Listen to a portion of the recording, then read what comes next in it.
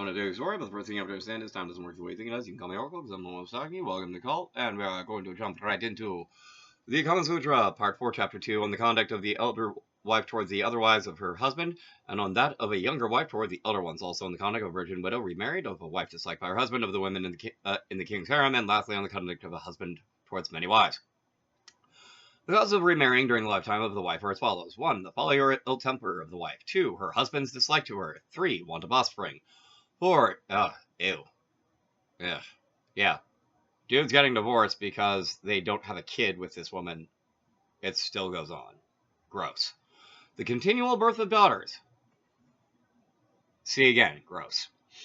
Unacceptably gross. The incontinence of the husband. They're not referring to bedwetting. They're referring to, cheating. They're referring to cheating.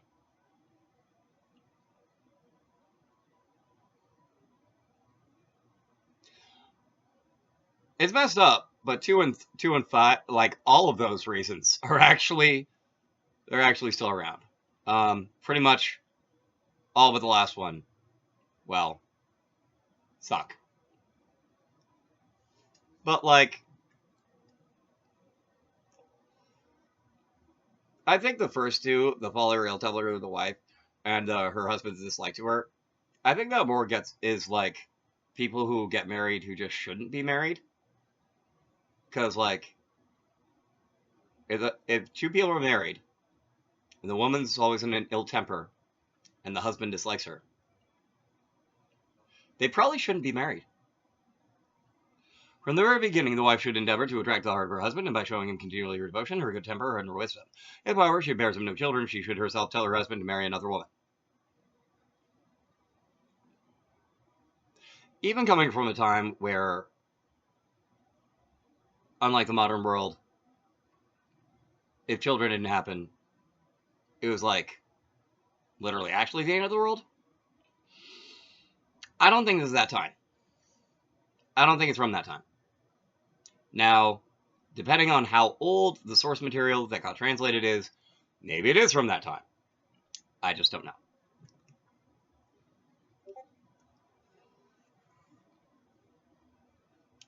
And when the second wife is married and brought to the house, the first wife should give her a position superior to her own and look upon her as a sister. In the morning, the elder wife should forcibly make the younger one decorate herself in the presence of their husband, and should not mind all the husband's favor being given to her. That's bad polyamory advice. If the younger wife does anything to displease her husband, the elder one should not neglect her, but should always be ready to give her most careful advice and should teach her to do various things in the presence of her husband. That's less terrible advice. Her children she should treat as her own. That is great polyamory advice. Her tenants she should look upon. She should look upon with more regard, even than on her own servants. I actually don't know the etiquette on that, so whatever. I don't really have an opinion on it. Her friends she should cherish with loving kindness. Her relations with great honor. I can get behind that. That's actually pretty solid poly advice. When there are many other wives besides herself, the elder wife should associate with the one who is immediately next to her in rank and age, and should instigate with the wife who has recently enjoyed her husband's favor to quarrel with the present favorite. And this she should sympathize with the former, and having collected all the other wives together, she should get them to denounce the favorite as a scheming and wicked woman, without, however, committing herself in any way. If the favorite wife happens to quarrel with the husband, then the elder wife should take her part and give her false encouragement, and thus cause quarrel to be increased. Man, I really did not expect when I was getting into the Kama Sutra for it to be like all about like soap opera drama. Like what?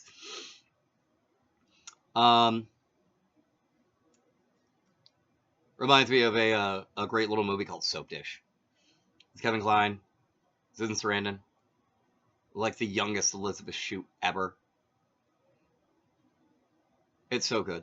It's so good. It's so good. You're an egomaniac! Of course I'm an egomaniac! I'm America's sweetheart climbing up my drain pipe! Anyway.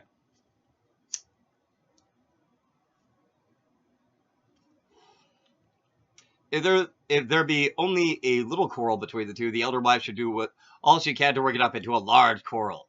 No small drama, only big drama. Only big drama.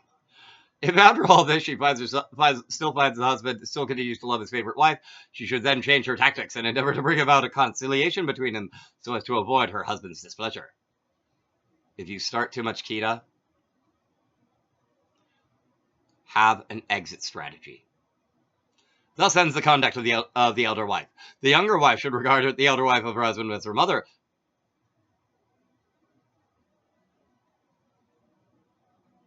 That makes a very creepy sexual dynamic. I'm just saying. And should not give anything away, even to her own relations, without her knowledge. She should tell her everything about herself and not approach her husband without permission.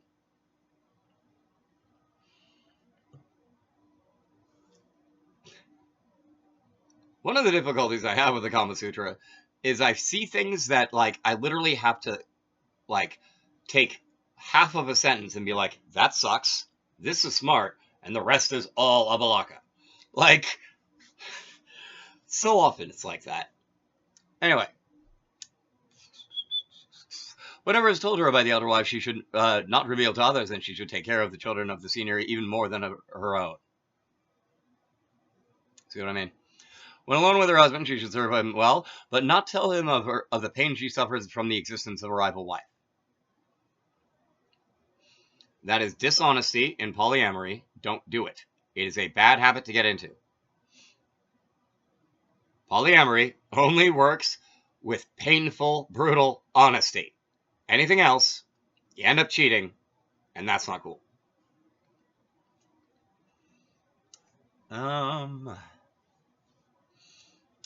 She may also obtain secretly from her husband some marks of his particular regard for her, and may tell him that she lives only for him, and may tell him that she lives only for him and for the regard that he has for her. She should never reveal her love for her husband, nor her husband love for her to any person, either in pride or in anger, for a wife that reveals the secrets of her husband is despised by him. Sharing secrets of someone who entrusted them to you, easiest way to get them to despise you ever. By itself. And that's like extra for marriages. And if anyone's thinking that doesn't apply the other way, then they're not a married dude who's pissed off their wife by saying something that she wanted kept secret.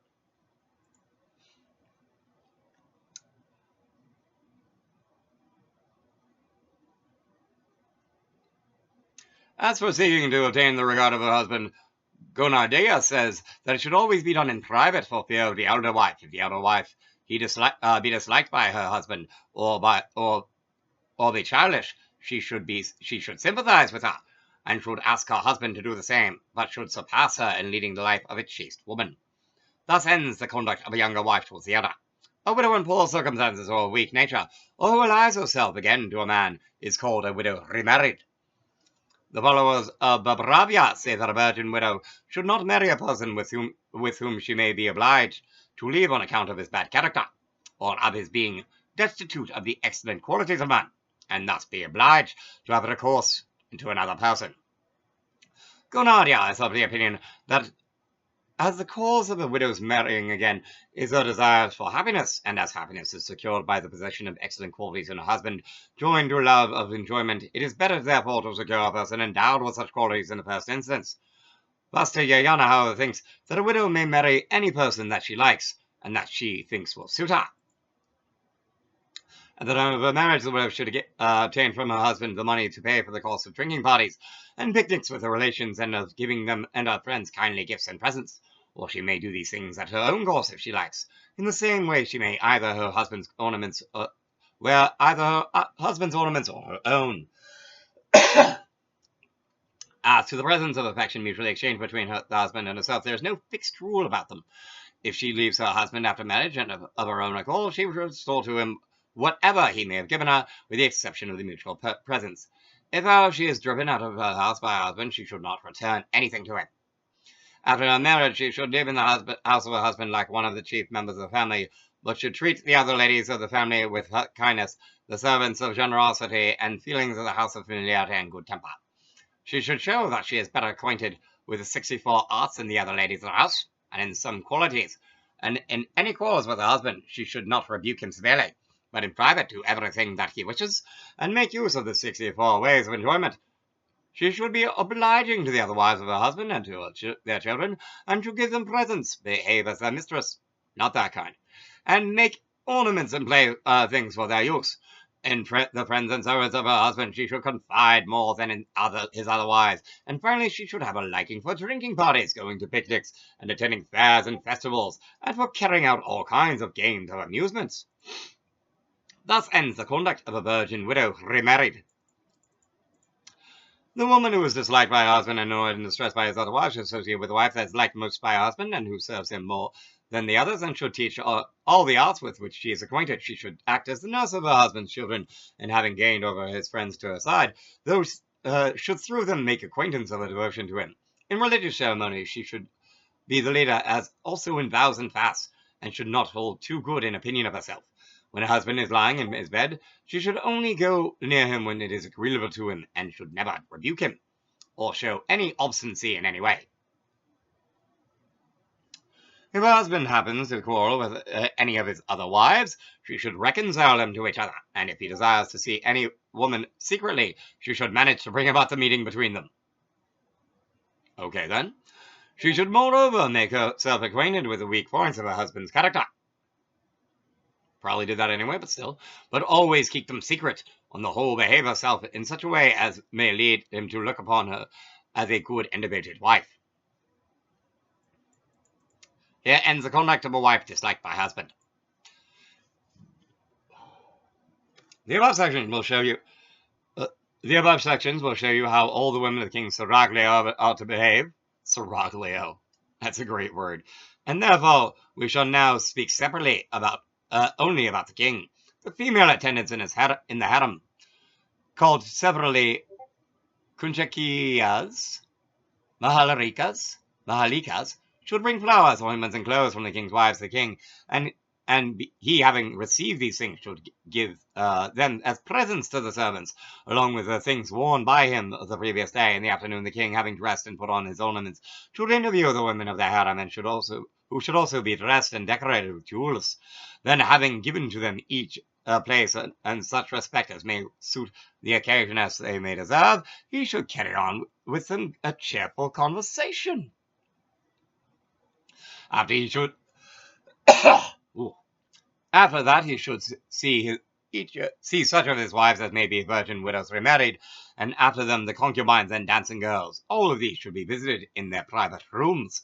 When a king rises from his noonday sleep, the woman whose duty is to inform the king regarding his wife who is to spend the night with him should come to him accompanied by the female attendants of the wife whose turn may have arrived in the regular course, and of her who may have been accidentally passed over as her turn arrived, as of her who may have been unwell at the time of her turn. Yeah, actually, harem etiquette is huge. It's just a thing. Like, if anyone's seen,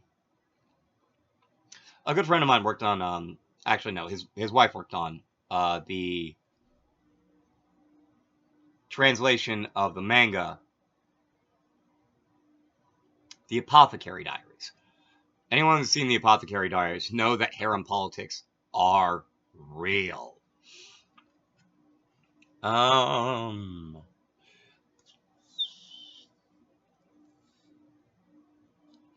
attendant should place before the king the ointments and unguents sent by each of the wives, and marked with the seal of her ring, and their names and their reasons for sending the ointments should be told to the king.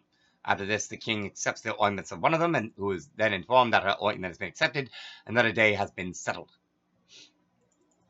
At festivals, singing parties, and exhibitions, all of the wives of the king should be treated with respect and served with drinks, but the women of their harem should not be allowed to go out alone. Neither should any woman outside of their harem be allowed to enter it, except those whose character is well known. And lastly, the work which the king's wives should not be too fatiguing. Thus ends the conduct of the king towards the women of the harem, and of their own conduct, their own karate, so to speak, when they conduct themselves. A man marrying many wives should act fairly towards all of them. He should neither disregard nor pass over their faults, and should not reveal to one wife the love, passion, bodily blemishes, and confidential reproaches of the other. No opportunity should be given to any of them speaking to them about their rivals, and if one of them should begin to speak ill of the other, he should chide her and tell her that she has exactly the same blemishes in her character.